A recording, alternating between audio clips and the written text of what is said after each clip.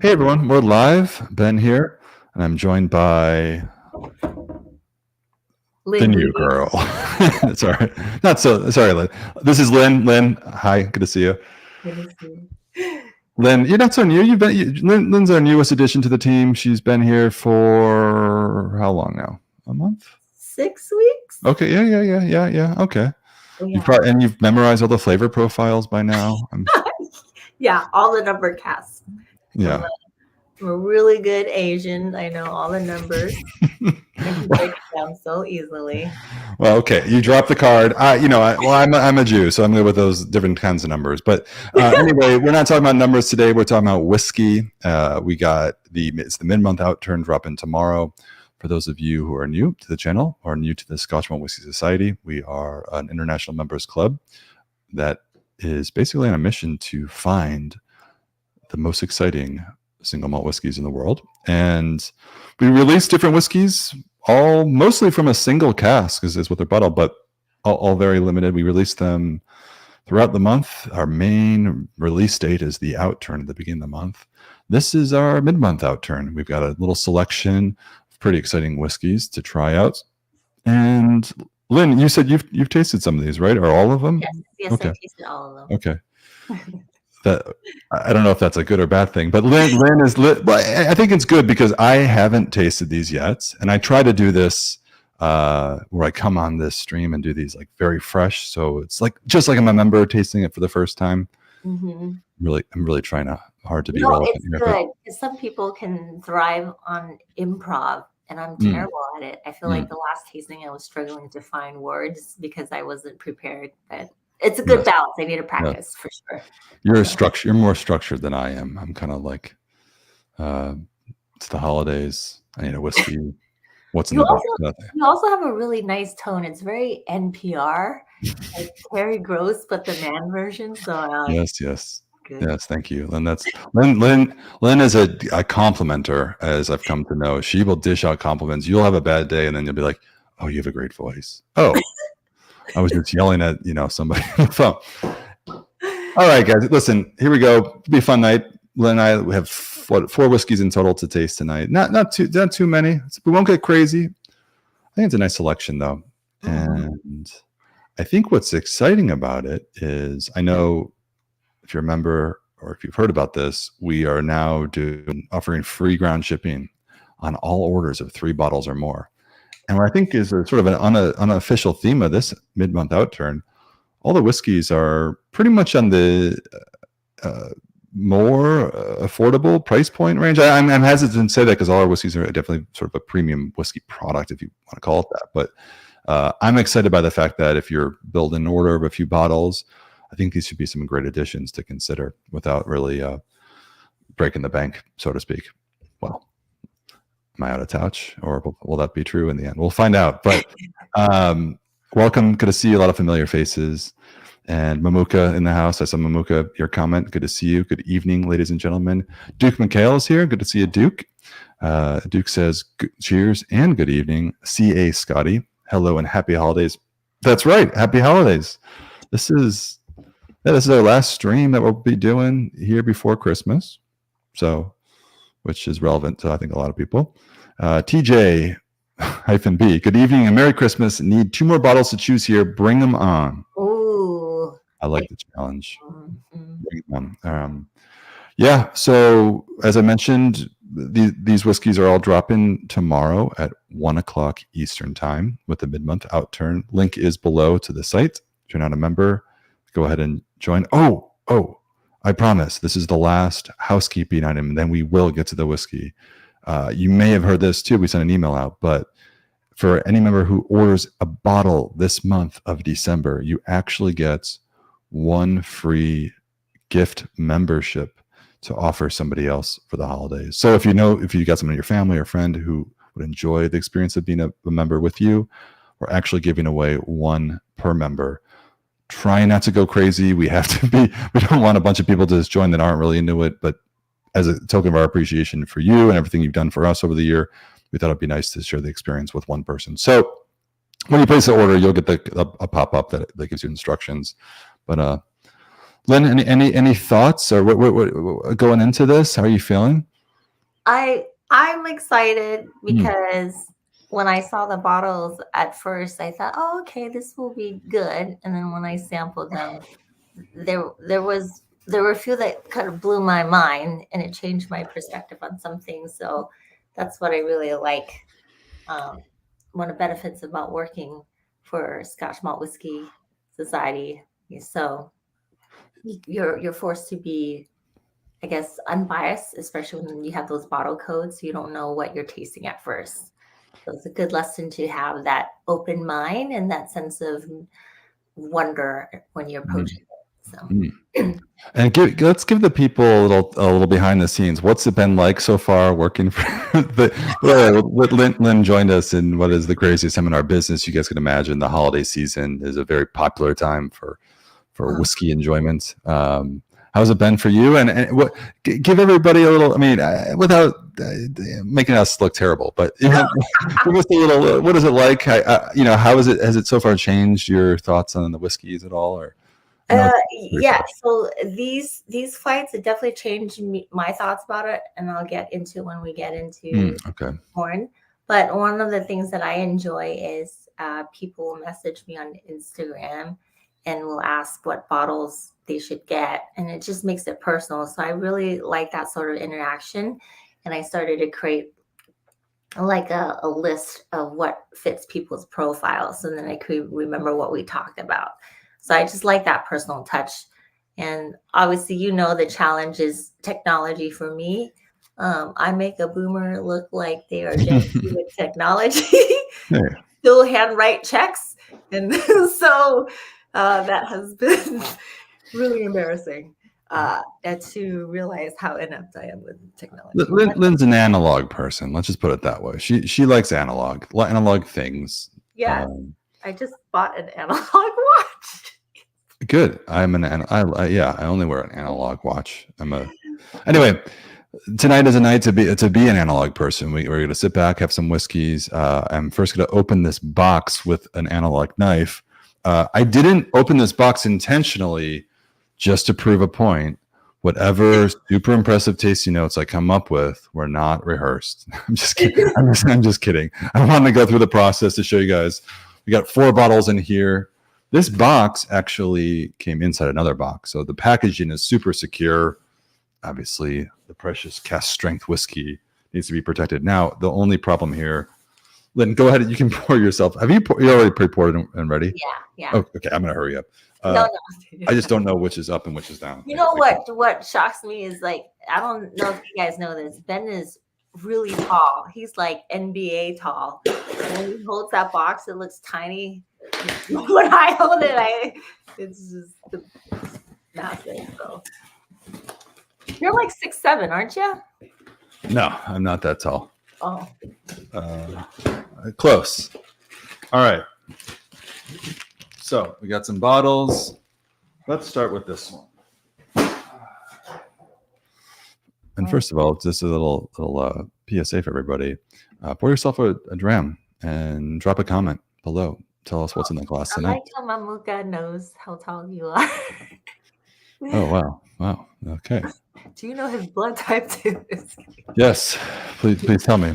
All right, Lynn, let's jump into it. And the first one that you wanted to start with was, I believe, the one I just pulled out, which is this 113.63 Carnival of Contrast. Ooh, I do like that name. Yes. And the juicy oak and vanilla profile. Mm-hmm. Apologies, this camera kind of focuses on my eyes. 61.8% ABV to start. Nothing better than starting a whiskey tasting with a strength above 60. And 11 years old, from the Speyside region, from a first fill barrel. Fresh dram. And Lynn, kick us off. What's your again? You said you've tasted this before, but just on the nose, what's your early impressions of this whiskey? On the nose, I get a little bit honey, biscuits, and grass.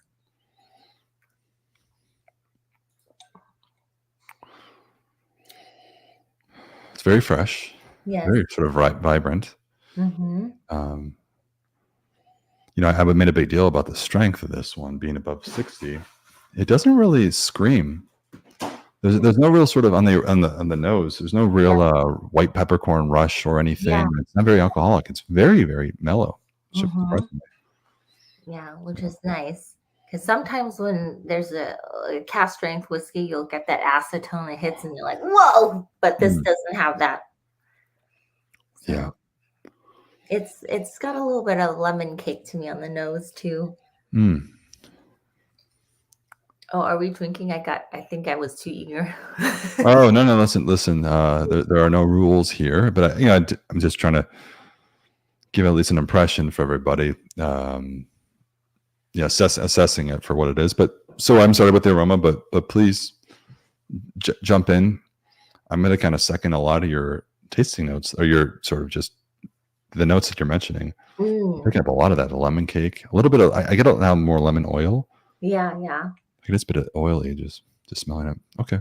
Yeah. Cheers, everyone. Good to see you. Cheers. Happy holidays. Mm-hmm.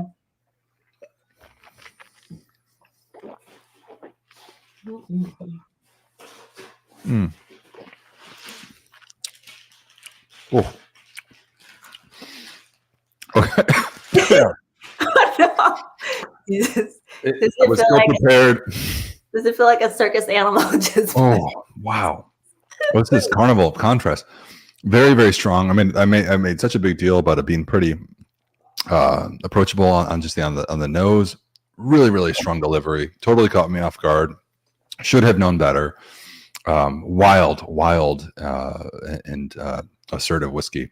Even for something being so pleasant. What you seem to take it like it's water over there. So I like that it's called a Carnival of Contrast because it takes you through a journey. Like for me, I tasted saffron, and then there were hints of white cracked pepper, but I also get like base notes, undertones of green honeydew melons, and then green bell peppers.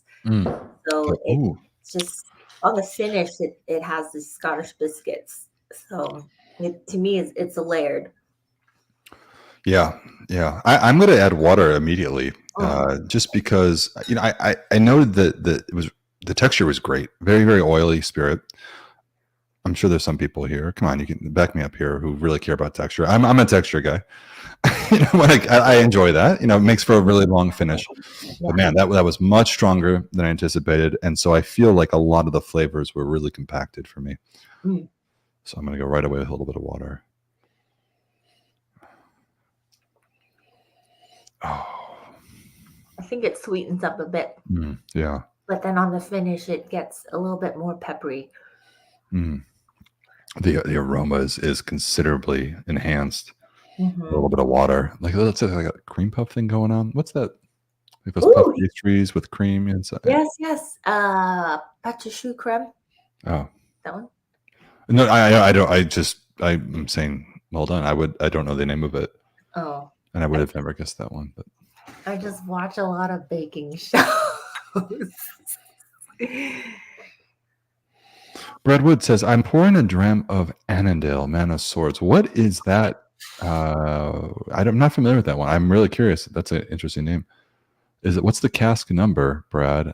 I'm curious about that. Annandale, Man of Swords. Johnny Walker, what's up, Johnny? Says he's enjoying 72.77 Moroccan Porridge Smuggler. Great start to the evening. Great start indeed. I think a lot of people start their evenings with Johnny Walker, and one would think that Johnny himself would be doing the same. But no, we appreciate you, Johnny. You're in the right place. What else do you think, Lynn, on the palate with a little bit of water? You have had some, right? You said it got sweeter. Oh yeah, I just did. Yeah. So I find like cayenne pepper, for example, it starts off soft and then it peaks up in an accelerated spice towards the end. And this kind of moves in that direction. But it's got that kind of huge contrast. It is sweeter with water in the beginning, but then it's also drier on the finish compared to having it neat to me. Yeah. It's juicy. There's a little bit of wood smoke. Yeah. Just from the char, you get a little bit of barrel char. Very, very faint. But I like that. It adds a little depth. Yeah. The sort of the bitterness from like the lemon seed oil is for me gone with the addition of water. It's become much more mellow and luscious. Really, really, really enjoyable. But man, it's still strong. I'm gonna add even one more drop of water. And by one, I mean like 10 more. And then I'm going to try doing that. yeah, because I just feel like, sometimes whiskey has a story to tell and it just wants to be heard, and you just got to give it a little water. Yeah. In this case, a lot. Needs a little coaxing. Yeah. Yeah.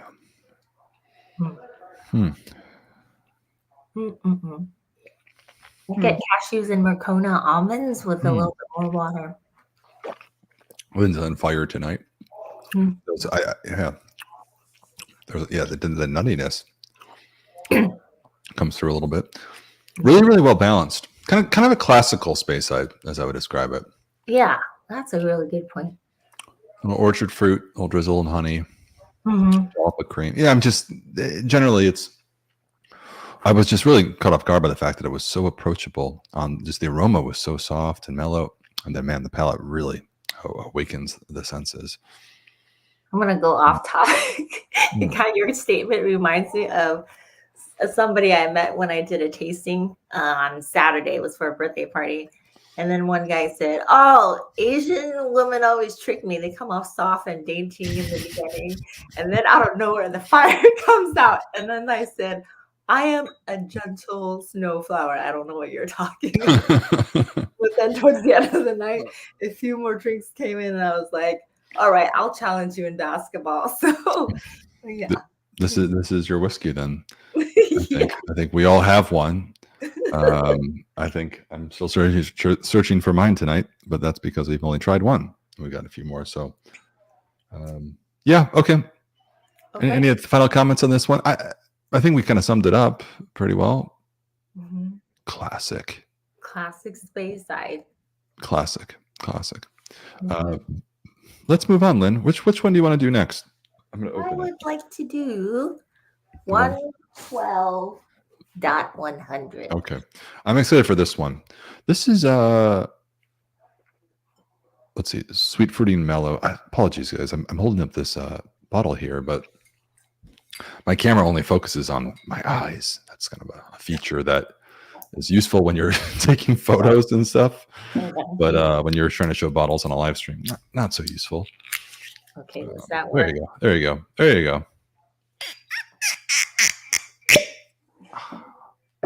Don't you just love that sound?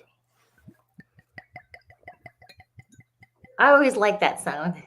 Okay, yeah. Can you hear that in the mic? I'm making it. What do they call that? ASMR? Yeah. Is that what that is? I always say the same thing every time. I forget what is it? ASMR? Yes. What does that stand for? Good question. Okay. Someone in chat, drop a comment. What does ASMR stand for? What is the acronym? Ooh, look at this. It's quite a bit darker.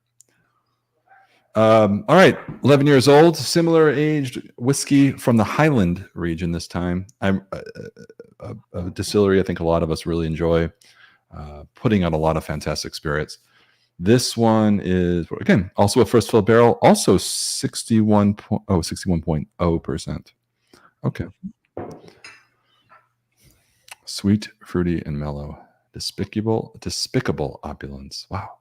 Oh, this is so different. Let me get ready here. And Duke answers the question of ASMR, autonomous sensory meridian response. Thank you, Duke. That was Lynn's snorting in 4K. What do you think, Lynn? First impression on this one? On the nose? Yes, on the nose. Okay, so honey. On the ear. Salt. You said salt and honey. Salt. I get honey. I get almonds. Milk bread. On the nose.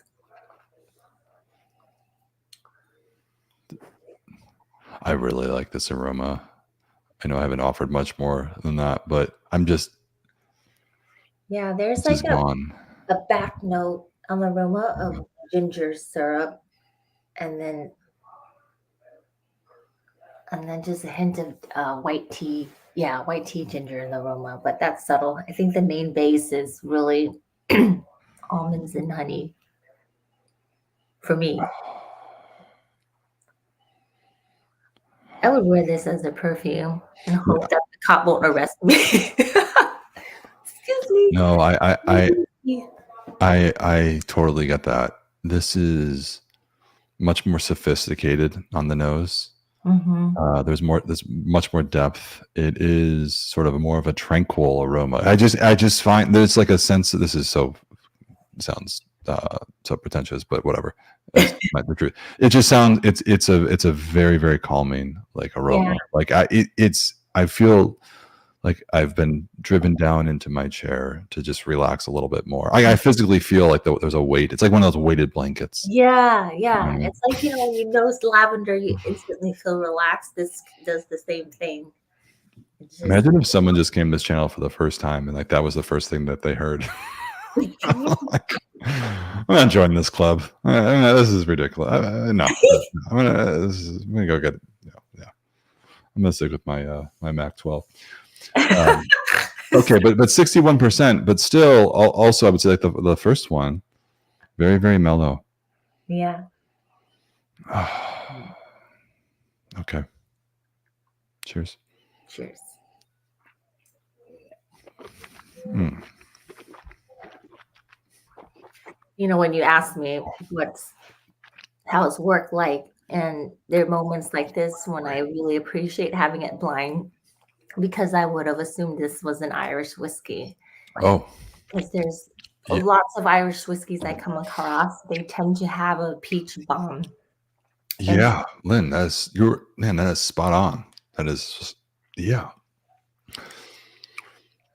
So I really like that it forces me to rethink how whiskey's like. And so I really appreciate that, because sometimes you can just study it for a decade and you're like, okay, this is how the industry's going, this is how companies change once they're acquired by a bigger company. And then sometimes it's easy to be jaded, but for me this flight really surprised me in a very good way. So I get excited for moments like this when I drink a whiskey. Yeah. Yeah, I totally don't take it for granted. Once we start, I think we all have our opinions, and man, this one, I think you call it spot on. If really pressed on a blind tasting, I would have said this is an Irish single malt. The peach note, that fruity, the stone fruits on the finish are immense. Anyway, first of all, I wanted to say this is fantastic. I am really digging this one just off the first sip. I was not expecting this outcome. This is already a hidden gem for me. Yeah. I can just. And I hope to the audience who's watching that I don't sound forceful like somebody on HGTV. No, what is it? Home Shopping Network. Like, oh, this is the best thing. You gotta call right away.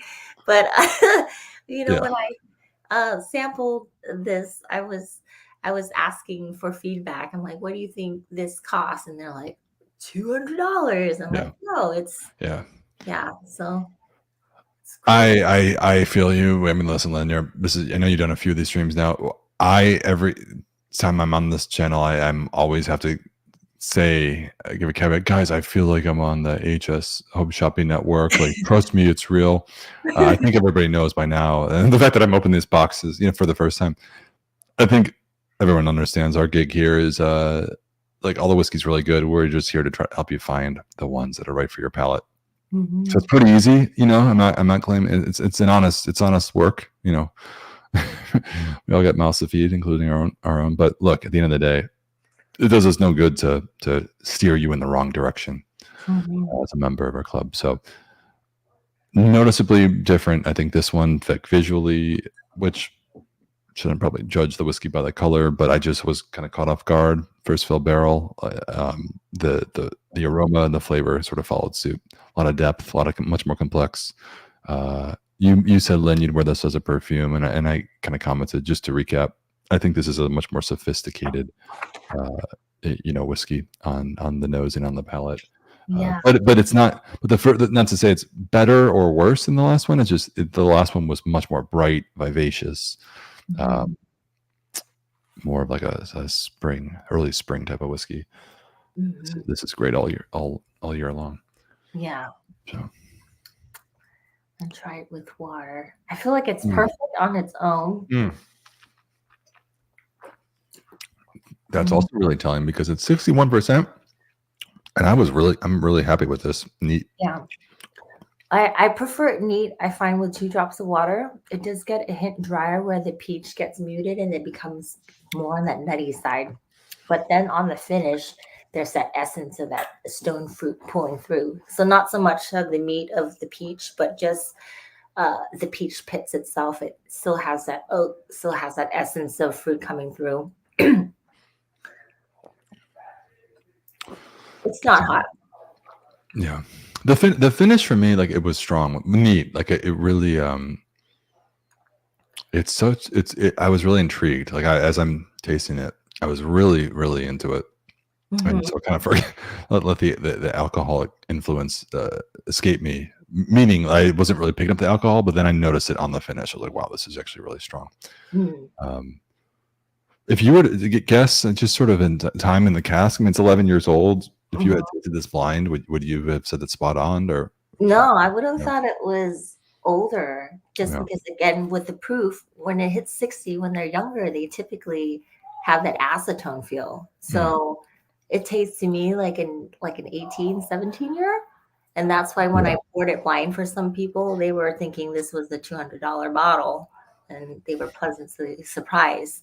I actually did it blind with this bottle next to a 20-year-old one, and they preferred this one over it. So, which now I'm worried for hyping it so much, because it's like when somebody says you have to watch this amazing movie, and then you have all these expectations, and you're like, oh, it's good, but was it amazing? But I really like this one. I think on the front of the palate, I agree. My first impression was, this reminds me, when you said it reminds me of like an Irish whiskey, I was thinking like a 15 to 20-year-old Irish single malts that I've had. It's like, wow, this really has a similar profile and character to that. As you continue to taste it and you let the liquid flow down the palate, it's strong. Like it's, and I think that's the only place it shows its youth. Oh yeah. It's not in lack of flavor development, but I think the delivery is really intense for me, especially through the finish, which I feel like you can write a story about this one. This is a lot going on. Yeah. Despicable opulence. What does this say? And what's with the despicable name? Oh, an embarrassment of fruity riches. I'm reading the tasting note here, everyone. An embarrassment of fruity riches. Exotic, syrupy in texture. Do you agree with that one? Syrupy in texture. Waxy, sweet, and showing perfect harmony between cask and spirit. I do agree with that. Over 11 years, I think it's achieved like the point of equilibrium here. Stunning, it says. So yeah. Okay. Yes. Let's pump for this one. Okay. The romance is ending. We have to move on. All right. Okay. Got it. Okay. If you're just tuning in, I'm doing an unboxing of all of these so that I can do the ASMR pours and also just offer a pure first impression. So it's, we're really going for authenticity here. Ooh. Okay, I like this one on paper. Oh, and this is from... Okay, well, here we go. This is 122.53. Take it slow. Yeah. Okay, first of all, typo here. This is actually... Let me double check this. I think we got to figure something out, because I think the flavor profile is incorrect. It is. Hold on. Hold up. Just erase that from your minds. So spicy. and sweet. It's spicy and sweet. I wouldn't have. Oh, oops. I'm like this. I'll wait until you taste. No. Go ahead. I'll do the ASMR. Okay. Yeah. Actually, wait for me. Hold on. Yeah. I'm doing a little administrative work over here. Let me open this up.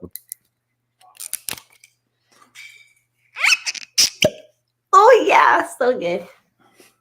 I love looking at Scott's selection because all his caps are still on, and because I'm a messy artist, like I Yeah. lost mine so fast. Oh, do you do that thing too with the caps on? Is that your thing? I want to keep it, but I keep on losing them. Scott does that too. That's what you're saying. You the Scott thing. Oh, you're one of those. The cap on people. They exist. And you're not alone. I think show everyone what you're talking about. Yeah. We're talking about. This is so funny. People have such funny opinions about myself. Okay, so you took it off. You're talking about keeping the colored cap on. Yeah, I love the color caps. You want the colored cap on. Yeah. It's okay. I think we got to poll everybody in chat. But I was talking to somebody. It's my cousin. He like takes this whole thing off of every bottle. I'm like, it's like totally naked. I'm like, how could you do that? What are you doing? How could you not? It was like the dumbest argument I've ever had. Comment. Okay, so the question is, everybody, this colored cap that clearly is intended to come off, do you keep this on? Because as Lynn said, she, as a messy artist, for some reason, does it. And Scott does it as well. If you guys have noticed, Scott loves to keep these on. Well, yeah. Comment on or off in chat. Yeah. It should be on, and I keep on losing it, and it bums me out that I lose it. Oh my! Look, there's others here. Steve says caps on. On. Okay, Mamuka says I do off. Oh. Okay, Warren Buff, I leave it on until one of my no good drinking buddies loses it. Oh, that's another on. Oh, Sean, I only keep caps on certain bottles. Heavily peated, I keep on to differentiate from regular peated. Fair. Yeah, my 2 Macallan bottles have the caps on, so I remember they're special from my other dirts. Okay, so there's kind of a strategy there. That makes sense. Mm-hmm. Oh, look at I am the minority. Oh, I keep it on, says Joe Combs. Caps on. What is this? Is like I'm living in a simulation right now. I mean, wait, do you prefer off or on? I ripped that thing off so fast. Oh, interesting. Look at this awkward, like,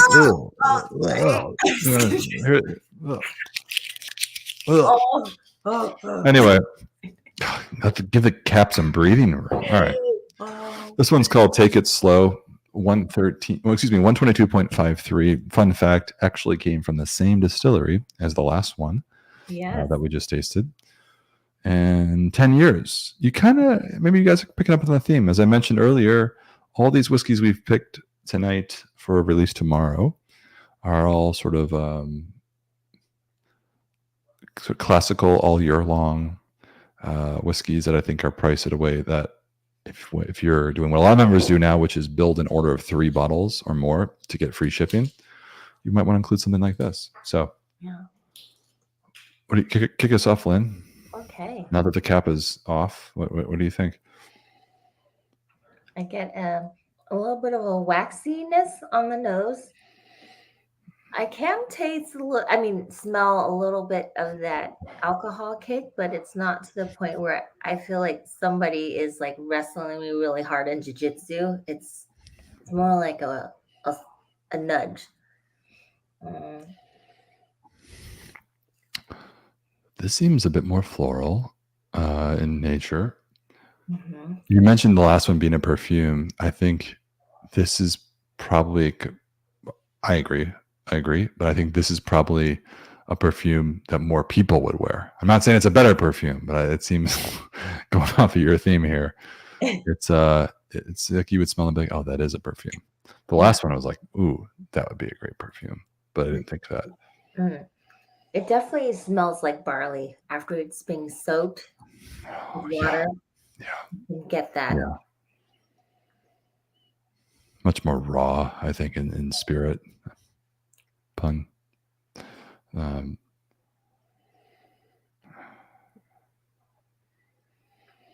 little bit of walnuts. My nose.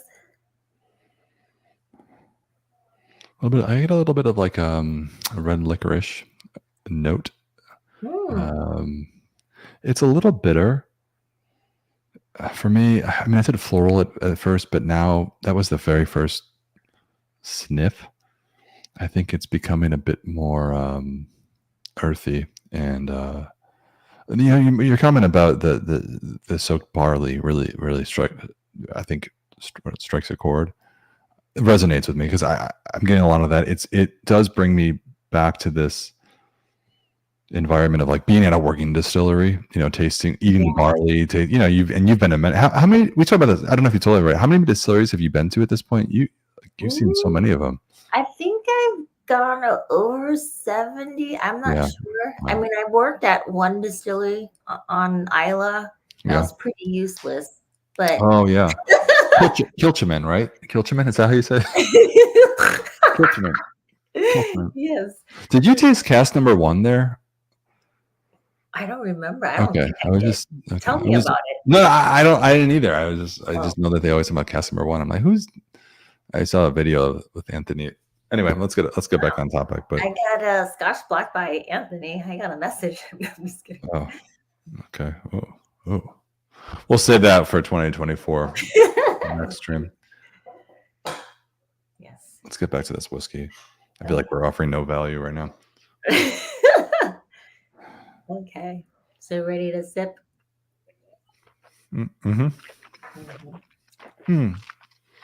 So when I was saying earlier, what caught me by surprise, I'm going to sound like a pretentious douche, but I'm not trying to. That's not my intention. I've been very lucky where I've had access to 1960s and 70s distillates. Yeah. And some of the old stuff, they have a very distinct profile where it's waxy and it's honey and it's filled with almonds and of char. And I haven't seen that in like today's expressions. So sometimes when I would drink whiskeys, I think, oh, I'm such a crotchety person. They don't make stuff like they used to because I romanticize over like a specific flavor profile. And this one reminds me of like some of the 60s distillates that I've come across without paying like thousands of dollars. Yeah. So I was very surprised by this one.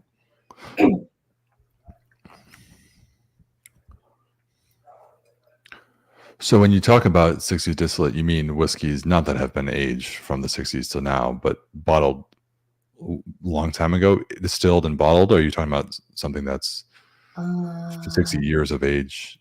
Distilled in the 60s, and it could be 20-something years of age. Yeah. Okay. Yeah. For sure.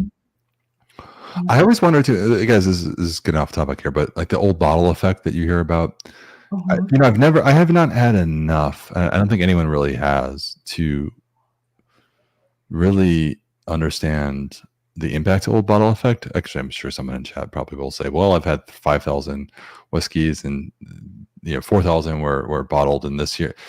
But I feel like, because I'm always told that that's a factor too of, the old bottle effect. So I asked because, if it was distilled in the 60s and bottled in the 80s, would it taste the same as if we were in the 80s today? Like, does that make any sense? This is like an after hours conversation. No. So you want to know how it tastes like today? No, my question is what I'm told is called the old bottle effect. Meaning, if something is stored in glass for decades, it will impact the flavor, as I'm told. Right. So when I've tasted whiskeys of sort of that vintage, I've always been like warned, like, well, there's a little bit of like old bottle effect. I'm like, wow, I wish I had enough of these to really like call that out. But does anyone know what I'm talking about? I'm not losing my mind here. I'm looking to learn more about the old bottle effect. Anyway, then what is it about this spirit that reminds you of sort of like an old world? It's on the mouthfeel, it has like you, I really appreciate texture, so it's oily, but they always have this malty forward quality that reminds me of distilleries in the Campbelltown region or closed dead distilleries that rhyme with horror. Yeah. So that is special to me. Shora? Shora? Yeah. So, Oh, yeah. I have a bottle from Shora. oh, so fancy. Yeah. Yeah. So you get a little bit of of that char and that malted barley brioche bread quality to it. And then there's that waxiness. And it just kind of all melds together. And to me, it makes me feel like I'm inside a dunnage warehouse and smelling the gravel and the stone and the spirit all coming all together. So I don't get too much sandalwood. To me, sandalwood is like incense, mamuka. So not so much of that. But tea, maybe like a hint of oolong tea, but barely. You know, because Mocha's asking for tea and sandalwood. Maybe some teas. Yeah. But yeah. I think there's a bit more of to sum this one up a bit more, there's more baked bread element. I mean, I'm generalizing for everybody. The spicy and sweet flavor profile is the right call, but it's not as spicy for me, at least. It's not overpowered with spices, and we've seen that in others in this profile. They can be quite spicy. You get a lot of baking spices that tend to really sort of drive the profile. Not this one. This is pretty malty. Pretty also. What was the last one that said the perfect? I'm reading it now. The perfect harmony between cask and spirit. This is pretty much on the money as well, I would say. Would you? 10 years old. I enjoy it now. I also would have loved to see this go for a lot more time. You know what I mean? Like I think this would really evolve. Like it's really enjoyable now. Yeah. I would love to do. I would love to sort of like follow the journey of this cask. Yeah. You know, over time. Yeah. And then even now I'm nosing it again. It's changing, and I haven't even exposed it to water. So it's just nice to see how complex it is. And for 10 years of age, it's surprising. Yeah. Take it slow. Take it slow. What's the name?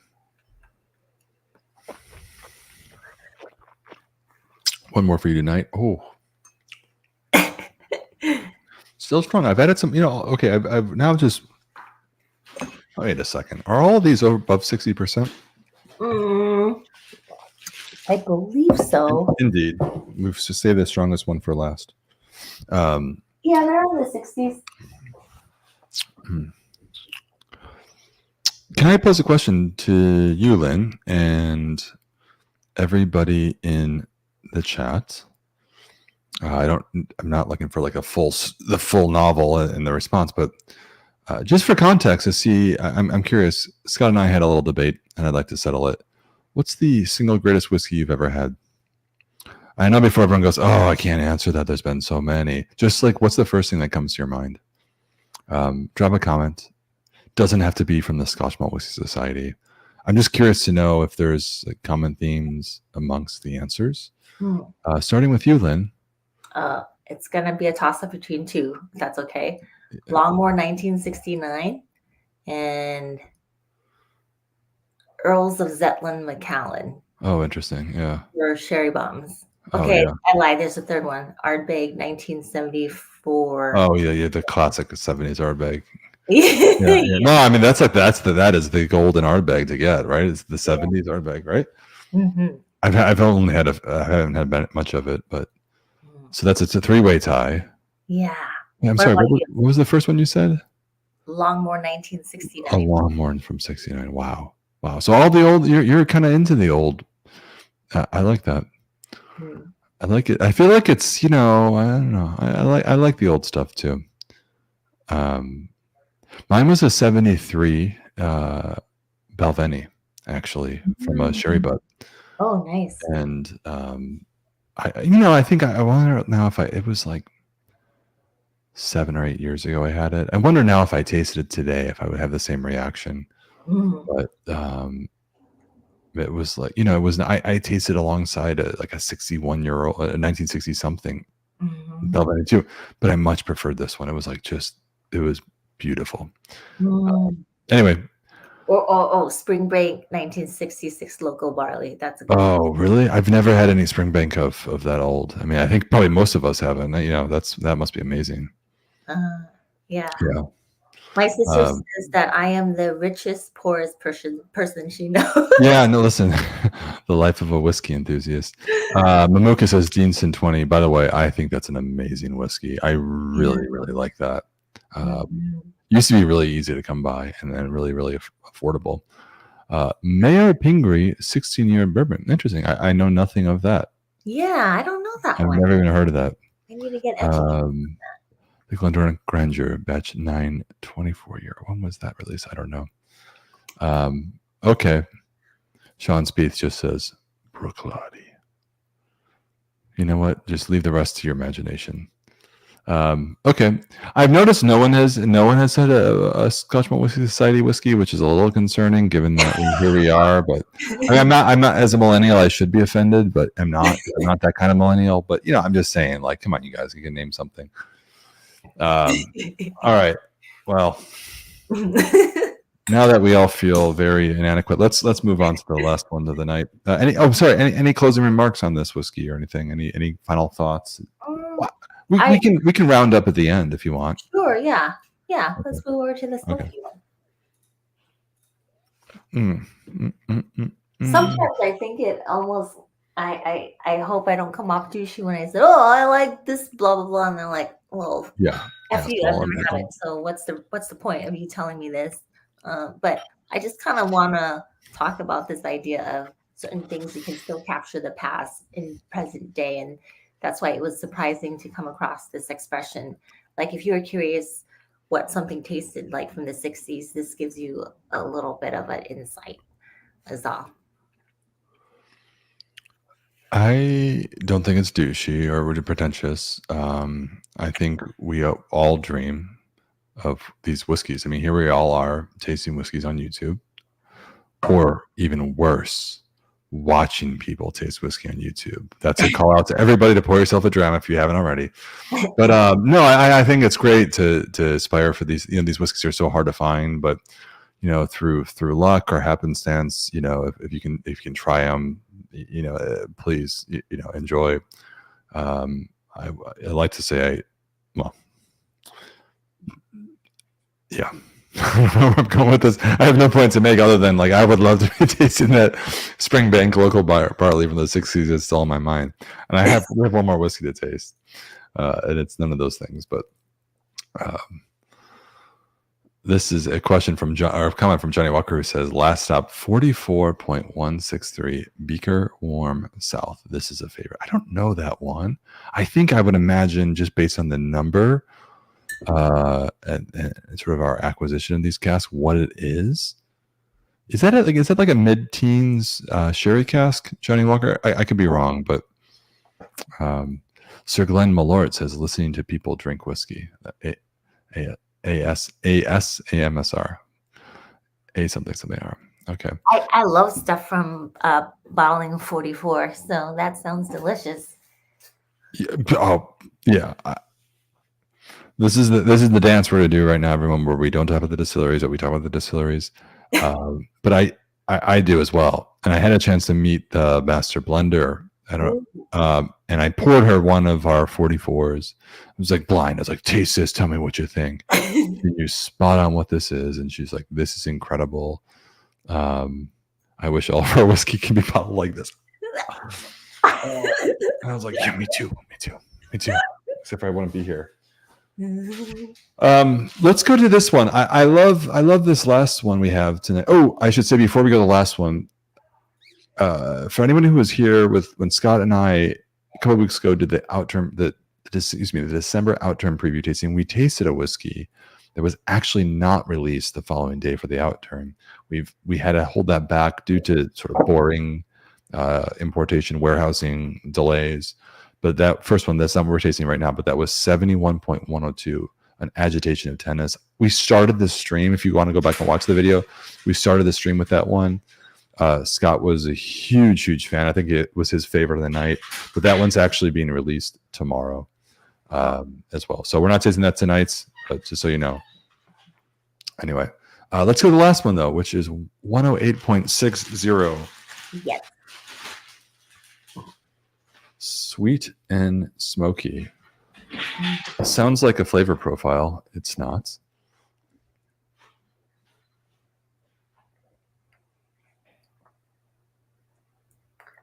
It's the least metaphorical title, I guess, compared to the other.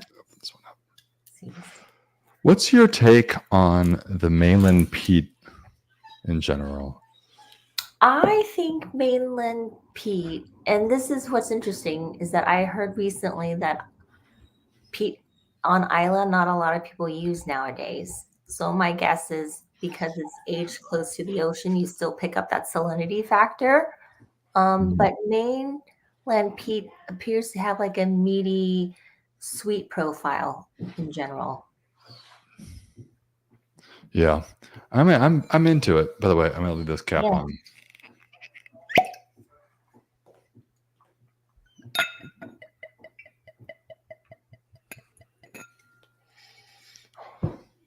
Ooh, very light.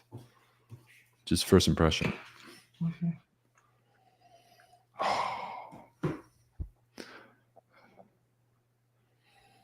To answer my own question, I love it. Nice. Nice. The aroma is nice. It's got this whiff of roasted coffee beans, but for the most part, you get smoke. It's the base.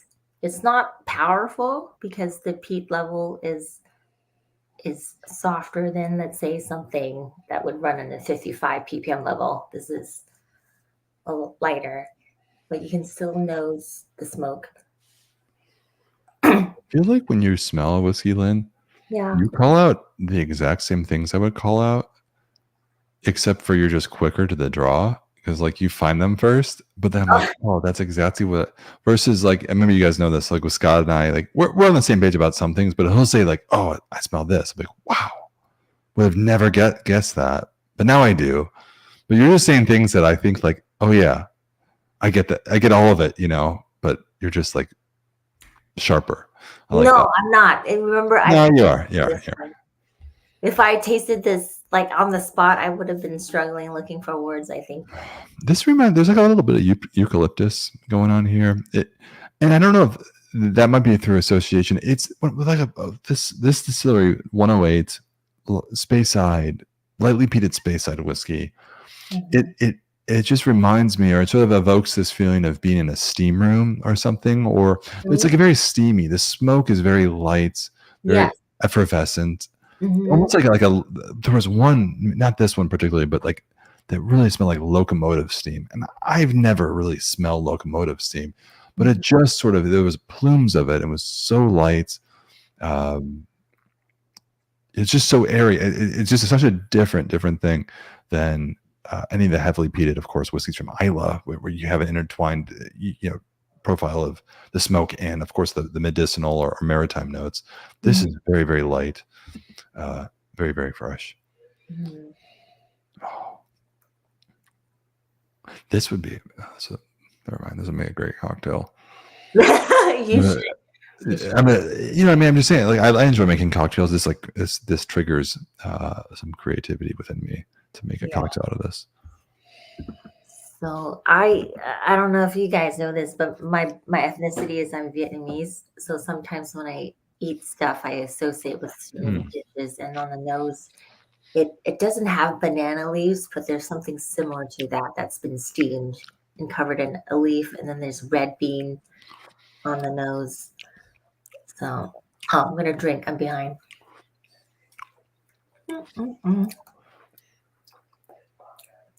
Definitely get roasted coffee beans. Yeah. Or like a stout beer, and then toppings of char and smoke. Not so much of a salinity factor that you would find in something from Isla. But like there's a chocolate malt going on for me. Mm-hmm. Or like a Or what do you call it? Like it's like a chocolate roast. It's like it's Yeah. is that correct? Or it's a chocolate roast. Like it's not actually chocolate, but you roast it to a certain level. Yes. Like a heavy roast. Excuse me. Yeah. Um, I still get this eucalyptus thing, but I'm conceding that it might just be from memory. Thinking of the steam might be bringing me there. Mm. Mm. This is probably. Would you agree? What do you think about for people who are new to peat? Do you think this is a good place to start? I kind of answered the question, but the way I phrased it there. Yeah. Who is this for? That's what I'm trying to figure out. Who is this whiskey really for? I would agree with you. I mean, if somebody's curious about whiskey or smoky expressions, this might be a nice way to ease them in if they're a little bit more on the cautious route. I have like an extreme personality where if I like something, I'm just very intense, very fast about it. So I'll just load on the smoke. But I find that when it comes to smoky whiskeys, consistently it has been very polarizing where people either love it or they hate it. So I understand that this would be a nice transition because it's not like a total smoke bomb. You still get those chocolate roasts, those cold brew coffee thing going on. A little bit of buttered bread and some Hmm. what is Yeah. maybe some dried ginger. Hmm. I'm saying maybe because it's very very light. All the aromas are just very delicate. Yeah. This is such a different peated whiskey than I think most of us are used to. Hmm. Like this to me, just reminds me of when I studied classical music and reading notes. You had the bass and treble clef. Yeah. And for me, it moves like that. The treble clef, just the top notes or the melody kind of represents the aroma of that char. And then underneath, you have everything else that's happening in that malted chocolate profile. So it's very layered in that regard. And that's what I like about this one. Oh, well said. Would you describe this whiskey as legato? No, No? because not legato, because legato is a like a walking tempo and that's chill. Yeah. You And don't think this one's chill? I think this is so chill. you think it's chill? Okay. Yeah. Well, hold on. In the context of peated whiskeys, I Oh, should yeah. say. I think in my mind I've classified this legato, meaning it's just sort of like this. It doesn't really do that. It just does this. Again, if you're new to the channel, welcome. Give us a subscribe and a thumbs up. Do all those YouTube things. This is it. This is the new way forward. 2024. We're just getting philosophical and drinking whiskey. You're Ben, not alone. can you just say this is Terry Gross from Fresh Air? What is that? That's some sort of reference? I don't know. Oh, it's on NPR. They just all Tara Gross from Terry, Fresh Air. Terry Gross from Fresh Air, and she does this whiskey. Yeah, it's really good. What is this Ted Brooks saying? I had a 45-year-old Bunnahabhain from 68. All right. Ooh. Low key flex right there, Ted. Everybody's flexing tonight with their whiskey taste. We're also guilty. It's okay. You guys can flex away because you're in good company. There is no place where you'll be more accepted by your whiskey flexes than this channel, this live. And I know there are a few of you watching right now. And if you're listening to this in the car, in the sauna, wherever it is, drop a comment below. Flex your whiskey experience. I think in the context of peated whiskey, Lynn, this is sweet and smoky, but smoky only so. I mean, it's a very very gentle wafts of smoke. I made the comment of it reminds me of sort of being in a steam room. Yeah. But that's really it. I don't find there's a lot of burning fire. I mean, I said a steam room, but another one. I think of this is like would be great in like essential oil, like an air diffuser or something. Mm-hmm. Yeah, like bamboo, moist. That's the wrong word, but bamboo steam room and bamboo. I don't know what kind of wood do they use in bamboo. I mean, steam rooms, but there's that kind of aroma to it. Aroma, no. Yeah. No. What is Mamuka says? Legato means detached. No, in the music, it's like where there's minimal like pauses in between, and Yeah, it sort of legato just is connecting. strings together. Staccato is where it's like. Yeah. Mhm. I mean, come on, Did dude. you play music too? Yeah, my whole life. Whoa! What music? What instruments do you play? The guitar. But I kind of. But I was a kid. I played woodwinds as a kid. I was most interested in saxophone. This is fascinating. You Yeah. say that because I have very specific theories as to what kind of groups of people I get along well with. One of Not them me. are engineers, and the others are people who used to blow woodwind instruments in high school. So Wow. Those were called like high school bros that really peaked a long time ago. That's when you get along with people who they've really peaked. And they're on YouTube tasting whiskeys. Actually, I love it. Love my life.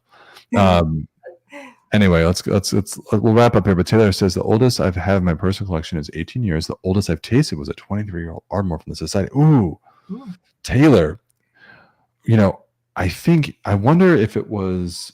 There were two: the Portland of Deception, which is one of my favorite whiskeys we've ever bottled, and then there was another one that I actually like more than that. That was Old and Dignified. It could be that one too. The Portland of Deception was a lightly peated whiskey. They're over here. If These Walls Can Talk, I'm looking at it right now. Is this 23-year-old Ardmore? Look at it, more flexes. Here we go. TJ says 43-year-old to Madden, straight from the cask. Amazing. Oh, wow. All right, everybody. Any other flexes before we end this stream tonight? Look, just a friendly reminder. We gotta go back to the Homes Shopping Network spiel. All these whiskeys are coming out tomorrow at 1:00 Eastern time, and we are doing a couple special promotions. One for the holidays this month only. If you order a bottle, you will receive a code for a free gift membership. That's right, folks. Limited time only, super exclusive. But if you do buy a bottle, you get a free membership to offer somebody. So look, if you still have anyone you're looking to shop for the holidays, you don't want to spend any money, you just get yourself a bottle, enjoy it, and then you get a free gift that we'll send you. So limit one per member while supplies last. For the end of this month only. Don't miss out. Also free shipping on 3 bottles or more. So stock up while supplies last. Boom. Yes. No, I'm looking at our shop online right now. We actually have a pretty low inventory. We've had a lot of bottles ordered, and this month has been wild. So yeah, there's that. Muka says we have to get some sleep, and sleep we do have to get, except for Lynn, who's on the West Coast and just starting her evening.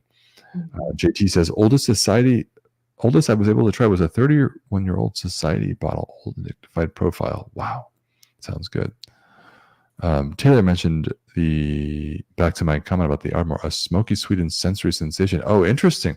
That's another probably similar cask. Neither of the ones I mentioned. Sorry, Taylor, I didn't try that one. Ted Brooks says I have a 1969. Oh, yes, you do. Ball Blair, 31-year-old. Yes, you do. Always a draw trying Old Bowmore. Oh, fantastic. That's great. That's great. All right. Well, now that we've all measured our own selves with our whiskey experience, it's time to wrap this up. Then let's go back real quick and look at the lineup we've had. Any thoughts?